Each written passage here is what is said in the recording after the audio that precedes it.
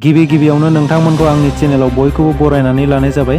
नोंथांमोना सानफ्रोमबोनि खौरां मोननो थाखाय आंनि एसबि रादाब इउटिउब चेनेलखौ साबस्क्राइब खालामनानै लादो। लोगोसे खौरांखौ मोजां मोनोब्ला लाइक, कमेन्ट आरो शेयार खालामनानै होदो। आंनि बे खौरांफोरखौ मोजां मोनगोन आरो खौरांफोरखौ जोबजासिम खोनासंलांगोन होननानै आसा खालामनाय थाबाय। दानिया नोंथांमोना खौरांखौ खोनासंलांदो। दिनैनि गिबि खौराङाव दं। रायजोआव मुवा बेसादफोरनि बेसेन बांनायजों लोगोसे मोब्लिबनि बिलआबो बारायनायनिफ्राय बारायगासिनो थादों।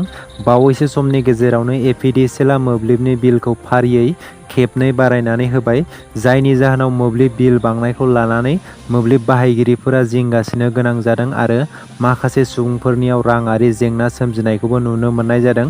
सरासनस्रा रायजो राजाफोरनि बेफोर जेंनाखौ नोजोर होनानै रायजोनि गिबि मन्थ्रि हिमन्त बिश्व शर्मा बिथाङा मोनसे टुइटनि गेजेरजों मोब्लिब बाहायगिरिफोरखौ गाव गावनि अजदखौ थोंजोङै गिबि मन्थ्रिनि मावख'आव हरनो खावलायदों।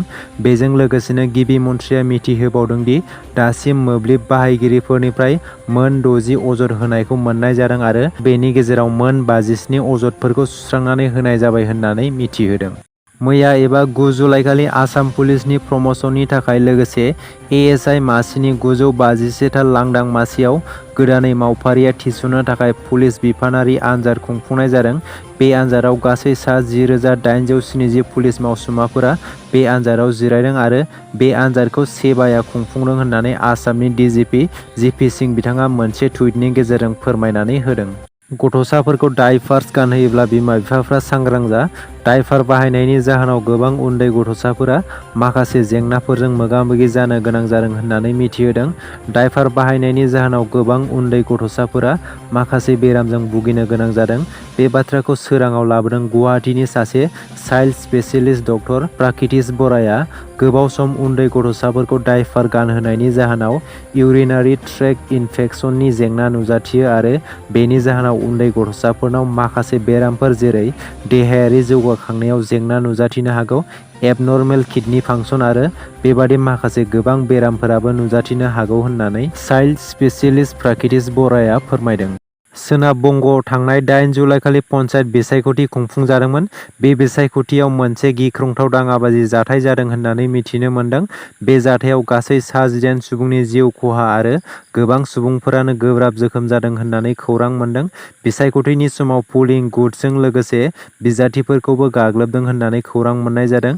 बे हिंसायारि दाङाबाजिखौ टिएमसि मावफारियाफोरखौ खालामदों होननानै बिजेपि दोलोआ दाय होदों आरो जाथायनि सायाव सिबिआइ नायबिजिरनो दाबि खालामदों। थियेटार आइराखिया 2 बोसोराव आबुं आगान होबाय। रायजो राजाफोरनो दिन्थिफुंनो थाखाय थियेटार आइराखिया हाबाफारि लाफुंदों। कक्राझार सहरनि मैदेर खर'आव थानाय सोरां क्लाबनि नब्लाङाव 1 दाननि थाखाय रिहार्सेल लानायनि हाबाफारिखौ बेखेवबाय।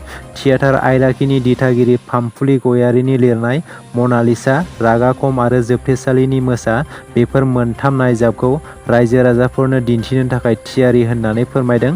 बे हाबाफारियाव बिटिआरनि मावफुं सोद्रोमा दावबायसा बर'आ बाहागो लानानै बेखेवनानै होयो। बेजों लोगोसेनो इउपिपिएल दोलोनि मिरु आइजो गांखंनि दैदेनगिरि प्रतिभा ब्रह्म, लोगो आफादगिरि बिउटि बसुमतारियाबो बाहागो लायो। बर' हारिनि अलखद समाव बर'नि राजखान्थि, समाजारि, हारिमुवारि, फोरोंगिरि बायदि बायदि आफादफोरा खौसे जाबाय। बर' हारिनि मोनफ्रोमबो अलखद समाव दुलाराय बर' फरायसा आफादा खामानि मावबोगासिनो आरो मावबाय थानायखौ नुनो मोनगासिनो। भारतनि बिसायख'थि आय'गनि थांनाय 20 जुनाव फोसावजानाय डेलिमिटेशन ड्राफ्टखौ लानानै बरमा गोजौ फरायसालिनि नब्लाङाव बर' हारिनि गासै राजखान्थि, समाजारि आफादफोरा मोनसे गोनांथार जथुम्मा खुंफुंनाय जादों। मख'नो गोनांदि बर' हारिनि मोननै राजखान्थि दोलोआ एबसुनि हांख्रायनायाव आरो बर' हारिनि थाखाय इउपिपिएल आरो बिपिएफ दोलोआबो बे हाबाफारियाव बाहागो लादों। लोगोसेनो हाबाफारियाव बाहागो लानाय आफादफोरा जादों दुलाराय बर' फरायसा आफाद, दुलाराय बर' थुनलाइ आफाद, इउपिपिएल, बिपिएफ, दुलाराय गुदि फोरोंगिरि आफाद, आइजो अनसाइ आफाद, दुलाराय बर' हारिमु आफाद, united forum of ex NDFB, tribal संघ, बिसिएए, अल बड' डिजिटेल जार्नालिस्ट एस'सिएशन बायदि आफादफोरा बाहागो लानायखौ नुनो मोन्दों।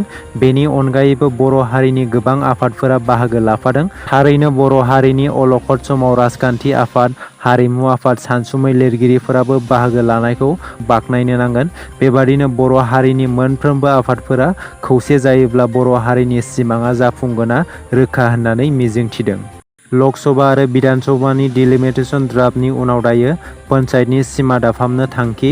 रायजोआव दासान्दि बिसायख'थि आय'गनि डेलिमिटेसन ड्राफ्टखौ लानानै दुंहाव थासारि। थांनाय जुन दाननि 20 खालारखालि भारत बिसायख'थि आय'गआ फोसावनानै होनाय डेलिमिटेसन ड्राफ्टखौ लानानै गोबां आफाद गौथुमफोरानो खुद्रिसारनायखौ नुनो मोनगासिनो। बेबादि दुंहाव थासारिनि गेजेरावनो पन्चायतनि सिमा दाफामफिननायनि खौरां मोननो हादों। रायजोनि गिबि मन्थ्रि हिमन्त बिश्व शर्माया फोसावनानै होदोंदि समष्टि दाफामनायनि खामानिया आबुङै जाफुंजोबोब्लानो फैगौ आगस्त एबा सेप्तेम्बर दानाव पन्चायतनि सिमाखौ दाफामफिननाय जागोन होननानै मिथिहोदों। दिनैनि खौराङा एसेनोसै। आसा खालामो नोंथांमोना खौरांखौ खोनासंनानै मोजां मोनबाय। खौरांखौ मोजां मोनोब्ला मोनसे लाइक खालामदो। लोगोसे सानफ्रोमबोनि खौरां मोननो थाखाय आंनि SB रादाब इउटुब चेनेलखौ साबस्क्राइब खालामनानै लादो। गोजोन्थों।